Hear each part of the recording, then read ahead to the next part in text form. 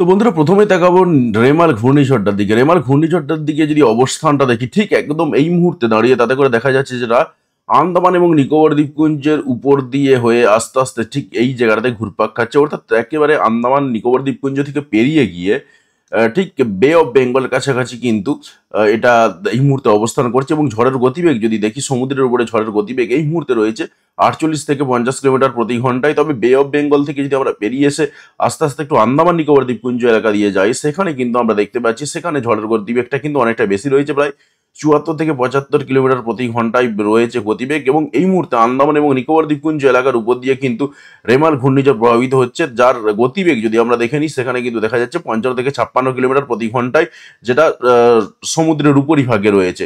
এবং বে অফ বেঙ্গল থেকে বলবো না, আমরা আন্দামান এবং নিকোবর দ্বীপপুঞ্জ এলাকার উপর দিয়ে কিন্তু এই মুহূর্তে 50 থেকে 55, 58, 60 কিলোমিটার পর্যন্ত ঝড়ের গতিবেগ রয়েছে। এবার আমরা যদি একটু এগিয়ে যাই এবং দেখার চেষ্টা করি যে কি অবস্থান রয়েছে বা কোন দিক দিয়ে প্রবেশ করতে পারে। দেখুন 24 তারিখ, আজ 24 তারিখে প্রবেশ করার কোনো রকম কথা নেই। তো 24 তারিখ কিন্তু কোনো রকম প্রবেশ করবে না, তবে দু একটা জায়গাতে একটু আধটু হয়তো হালকা ফুলকা প্রভাব পড়তে পারে, যেমন ভুবনেশ্বরের দিক থেকে হালকা ফুলকা প্রভাব পড়তে পারে, পাশাপাশি চট্টগ্রাম এবং এদিকে মায়ানমার দিক থেকে প্রভাব পড়তে পারে আজকের জন্য। এবং কালকের জন্য আমরা যদি একটু দেখে নিই যে কালকে কি অবস্থান হবে, কালকেও কিন্তু আমরা দেখতে পাচ্ছি যেটা আরো ঘনীভূত হয়ে একদম বঙ্গোপসাগরের, বিশেষ করে বে অফ বেঙ্গলের কাছাকাছি চলে আসবে। এবং এই সময়তে ঝড়ের গতিবেগ কম বেশি প্রায় একই রকম থাকবে। প্রায় 25 তারিখটা প্রায় সারাটা দিনই একই জায়গাতেই ঘুরপাক খেতে থাকবে। 25 তারিখে কিন্তু খুব একটা কোনো প্রভাব থাকবে না, তাই 25 তারিখটা আমরা চটপট একটু এগিয়ে যাব। 25 তারিখে ঠিক বেলা 5টার দিক করে যদি আমরা দেখে নিই, বেলা 5টার দিকে দু একটা জায়গাতে হয়তো প্রভাব পড়তে পারে। বিশেষ করে যদি আমরা সন্ধ্যে 7টার দিক করে চলে যাই, তাতে করে দেখতে পাচ্ছি যেটা যে কালাপাড়ার দিক থেকে, লালমোহনের দিক থেকে বাংলাদেশের সেই সমস্ত এলাকাতে দু একটা জায়গাতে একটু একটু প্রভাব পড়বে। পাশাপাশি দমকা বাতাস যেমন আজকেও রয়েছে, সেরকম দমকা বাতাস বেশ কয়েকটা জায়গাতে কালকেও বাংলাদেশে পড়বে। তবে সেটা রেমাল ঘূর্ণিঝড়ের প্রভাব কিন্তু অতটা নয়। তো আমরা একটু এগিয়ে যাবো এবং দেখে নেবো যে কি সম্ভাবনা রয়েছে। তাই ঝটপট কমেন্ট করে জানিয়ে দিন আপনি কোন এলাকা থেকে ভিডিওটি দেখছেন। তো আমরা যদি 26 তারিখে প্রবেশ করি, 26 তারিখেও কিন্তু দেখতে পাচ্ছি যেটা ঠিক সকাল 7টা থেকেই রেমাল ঘূর্ণিঝড় প্রবেশ করে যাবে পশ্চিমবঙ্গ এবং বাংলাদেশ দিয়ে। এবং যদি আমরা দেখি সেখানে ঝড়ের গতিবেগটা কলকাতা সহ দক্ষিণবঙ্গের বেশ কয়েকটা জায়গাতে ঝড়ের গতিবেগ থাকবে 40 থেকে 45 এবং 47-50 কিলোমিটার প্রতি ঘন্টায়। পাশাপাশি আমরা যদি বাংলাদেশের দিকে যদি তাকাই, সেখানেও কিন্তু আমরা দেখতে পাচ্ছি বিশেষ করে খুলনা, বরিশাল এই সমস্ত এলাকার দিকে সেখানে কিন্তু 40 থেকে 45 কিলোমিটার প্রতি ঘন্টায় ঝড়ের গতিবেগ থাকবে। পাশাপাশি সমুদ্রের উপরে যদি আমরা ঝড়ের গতিবেগ দেখে নিই, সেখানে কিন্তু প্রায় 85-100 কিলোমিটার পর্যন্ত ঝড়ের গতিবেগ রয়েছে। কিছু কিছু জায়গাতে আমরা আরো বেশি পাবো, যেমন যেমন এই সমস্ত এলাকাগুলো যদি দেখি সেখানে 111 পর্যন্ত আমরা ঝড়ের গতিবেগ দেখতে পাচ্ছি। তো আমরা আরেকটু এগিয়ে যাবো এবং দেখে নেবো যে এই ঝড়টা আর কোথায় কোথায় পশ্চিমবঙ্গে এবং বাংলাদেশে কোথায় কোথায় প্রভাব বিস্তার করতে পারে। তো 26 তারিখ কিন্তু সারাটা দিন মোটামুটিভাবে রেমাল ঘূর্ণিঝড় পশ্চিমবঙ্গ এবং বাংলাদেশের দক্ষিণবঙ্গের দিকে সকালের দিকে তাণ্ডব চালাবে, তারপর আস্তে আস্তে উত্তরের দিকে তাণ্ডব চালাতে শুরু করবে। এবং আমরা ঝড়ের গতিবেগ যদি দেখে নিই, বাংলাদেশের দিকে ঝড়ের গতিবেগ প্রায় 60-65 কিলোমিটার প্রতি ঘন্টায় কিছু কিছু জায়গাতে খুলনা, বরিশালের দিক থেকে। এবং বাকি অন্যান্য অনেক জায়গাতে কিন্তু 40 থেকে 50 কিলোমিটার বেগে ঝড়ের গতিবেগ থাকবে। চট্টগ্রামের দিক থেকে যদি দেখি, সেখানে কিন্তু 80 থেকে 85 কিলোমিটার পর্যন্ত ঝড়ের গতিবেগ রয়েছে। পশ্চিমবঙ্গের দিক দিয়ে যদি আমরা তাকাই, সেখানে দক্ষিণবঙ্গের দিকে বিশেষ করে 24 পরগনার দিকে সেখানে 50 থেকে 60 কিলোমিটার পর্যন্ত ঝড়ের গতিবেগ রয়েছে। পাশাপাশি কলকাতা সহ 2 মেদিনীপুরের দিক থেকে যদি দেখি, সেখানে কিন্তু 40 থেকে 50 কিলোমিটার প্রতি ঘন্টায় ঝড়ের গতিবেগ থাকবে। এছাড়া হুগলি, হাওড়া এই সমস্ত এলাকাতেও কিন্তু সকাল থেকেই হালকা ফুলকা প্রভাব পড়তে শুরু করবে। তো আমরা একটু এগিয়ে যাব এবং দেখে নেবো যে কি সম্ভাবনা রয়েছে।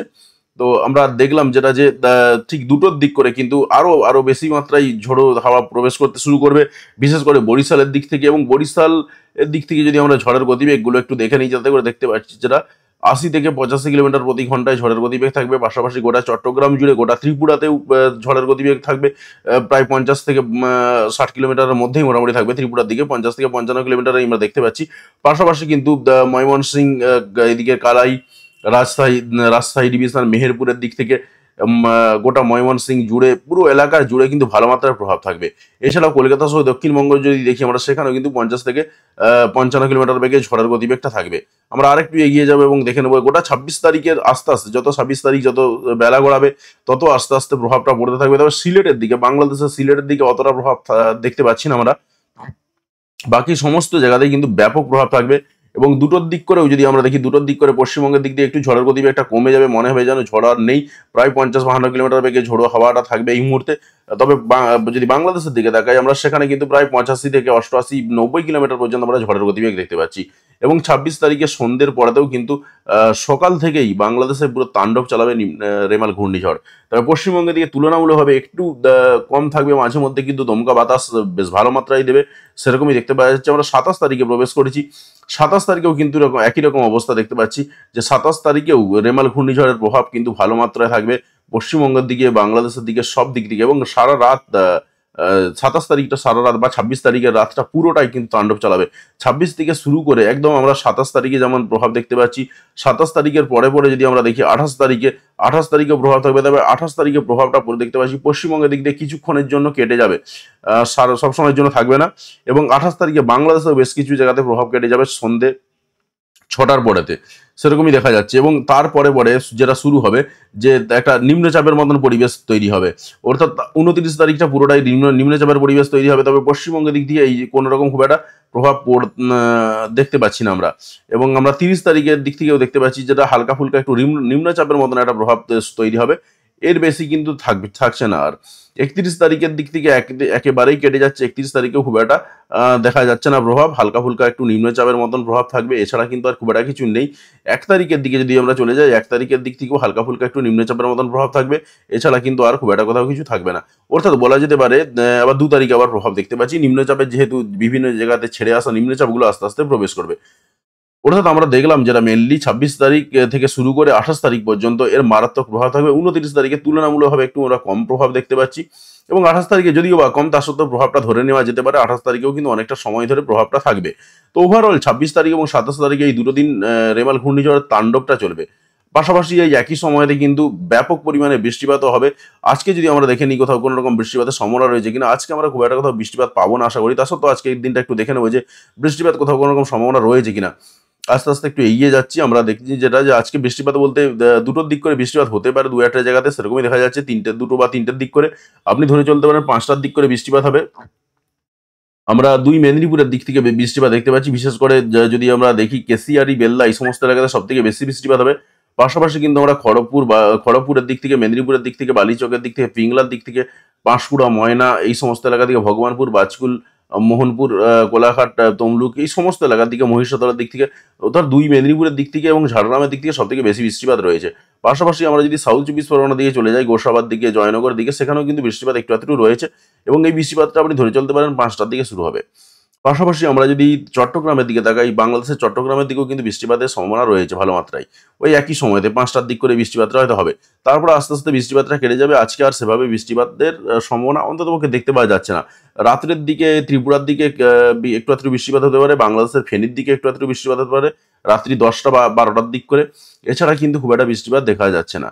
আমরা আরেকটু এগিয়ে যাবো এবং দেখে নেবো যার কি সম্ভাবনা রয়েছে। আমরা 25 তারিখে প্রবেশ করেছি, 25 তারিখেও কিন্তু খুব একটা বৃষ্টিপাত আমরা দেখতে পাচ্ছি না। 25 তারিখে ওই 2-4টের দিক করে একটু আধটু বৃষ্টিপাত হলেও হতে পারে। পশ্চিমবঙ্গে, দক্ষিণবঙ্গের দিকে, বিশেষ করে সাউথ 24 পরগনার দিক থেকে রয়েছে, নর্থ 24 পরগনার দিক থেকে একটু আধটু বৃষ্টিপাত রয়েছে। এছাড়াও কিন্তু পূর্ব মেদিনীপুর, পশ্চিম মেদিনীপুরে 2-1টা জায়গায় একটু আধটু বৃষ্টিপাত হতে পারে, তাও সামান্য।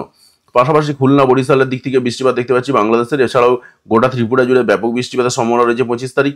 এছাড়াও কিন্তু গোটা চট্টগ্রাম জুড়ে ব্যাপক বৃষ্টিপাতের সম্ভাবনা রয়েছে, এবং এখানে 4টে দেখাচ্ছে, আপনি ধরে চলতে পারেন সন্ধ্যে 7টার দিক করে শুরু হয়ে যাবে। তো আমরা তারপরে আস্তে আস্তে দেখলাম যেটা 25 তারিখে কিন্তু গোটা বাংলাদেশ জুড়ে বৃষ্টিপাত হবে আস্তে আস্তে, তারপরে সারা রাত ধরে। তারপর 26 তারিখে যখনই প্রবেশ করেছি, 26 তারিখ পড়া মাত্রই যেহেতু রেমাল ঘূর্ণিঝড়ের প্রবেশ ঘটে যাচ্ছে, তাই স্বাভাবিকভাবেই রেমাল ঘূর্ণিঝড়ের সঙ্গে সঙ্গে কিন্তু ব্যাপক পরিমাণে বৃষ্টিপাত শুরু হয়ে যাবে পশ্চিমবঙ্গে, দক্ষিণবঙ্গ সহ। ঠিক যেভাবে আহ, নিম্নচাপটা বা ঘূর্ণিঝড়টা যাবে, ঠিক সেইভাবেই কিন্তু ঘূর্ণিঝড়ের প্রভাবে ব্যাপক বৃষ্টিপাতের সম্ভাবনা রয়েছে। এবং 26 তারিখ শুধু নয়, 26 তারিখ, 27 তারিখ পশ্চিমবঙ্গ এবং বাংলাদেশে ব্যাপক পরিমাণে বৃষ্টিপাতের সম্ভাবনা রয়েছে। পাশাপাশি ত্রিপুরার দিকেও ব্যাপক বৃষ্টিপাতের সম্ভাবনা রয়েছে। পাশাপাশি কিন্তু গোটা আসাম জুড়ে ব্যাপক বৃষ্টিপাতের সম্ভাবনা রয়েছে, সেরকমই কিন্তু আমরা দেখলাম। এবং এই বৃষ্টিপাতটা কমে যাবে মোটামুটিভাবে 29 তারিখ নাগাদ, একেবারেই কমে যাবে। 29 তারিখে সেভাবে আর বৃষ্টিপাত থাকবে না। তবে উত্তরবঙ্গে একটু আধটু 2-1টা জায়গাতে গুঁড়ি গুঁড়ি বৃষ্টিপাত হতে পারে, আসামের দিক থেকে একটু আধটু বৃষ্টিপাত হতে পারে। 31 তারিখেও কিন্তু আমরা দেখতে পাচ্ছি উত্তরবঙ্গে ব্যাপক বৃষ্টিপাতের সম্ভাবনা রয়েছে, এবং পাশাপাশি কিন্তু গোটা আসাম জুড়ে ব্যাপক বৃষ্টিপাতের সম্ভাবনা রয়েছে।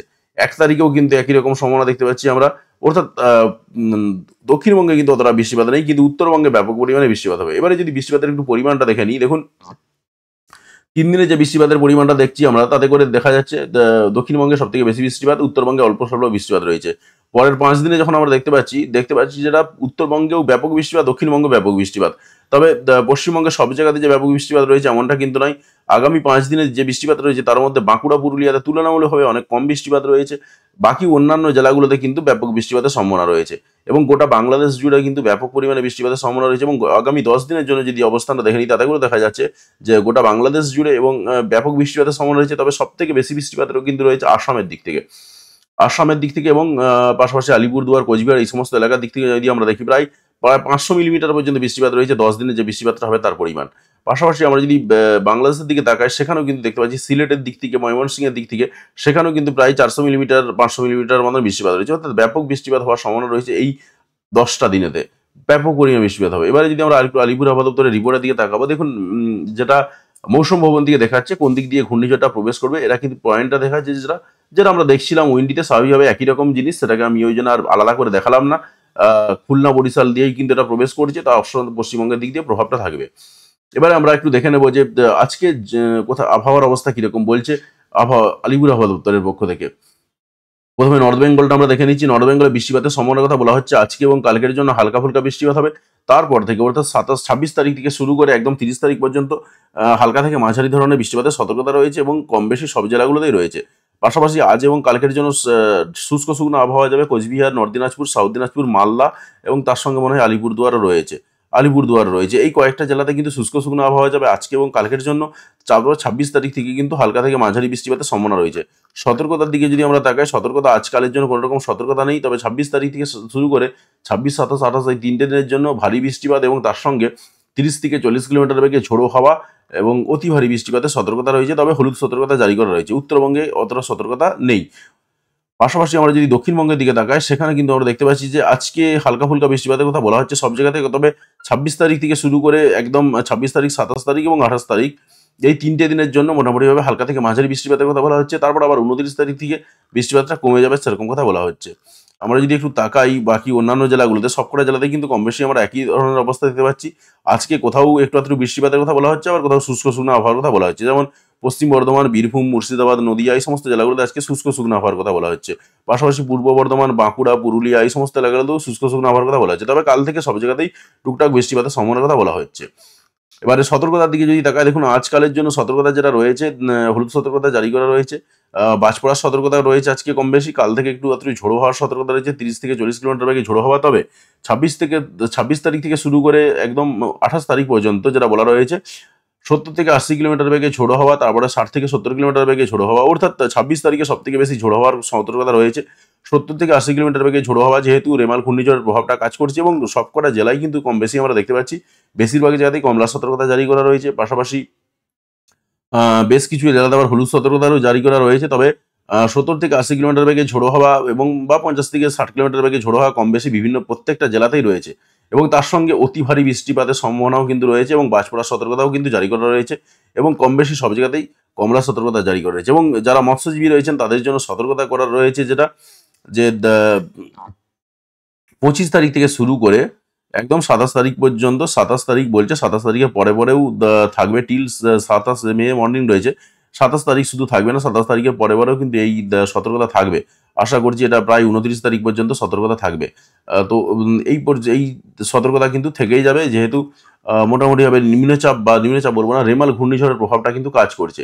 তো যাই হোক বন্ধুরা, আশা করছি আপনি আপনার এলাকার পরিবেশ পরিস্থিতি বুঝতে পেরেছেন। তো অতি অবশ্যই কমেন্ট করে জানাবেন যে আপনার এলাকার আবহাওয়ার অবস্থা কীরকম রয়েছে এবং অবশ্যই চ্যানেলে চ্যানেলটি সাবস্ক্রাইব করে পাশে আসা বেল বাটনটি প্রেস করবেন। আর যদি ফেসবুক থেকে দেখে থাকেন সেক্ষেত্রে অতি অবশ্যই পেজটাকে ফলো করে নেবেন।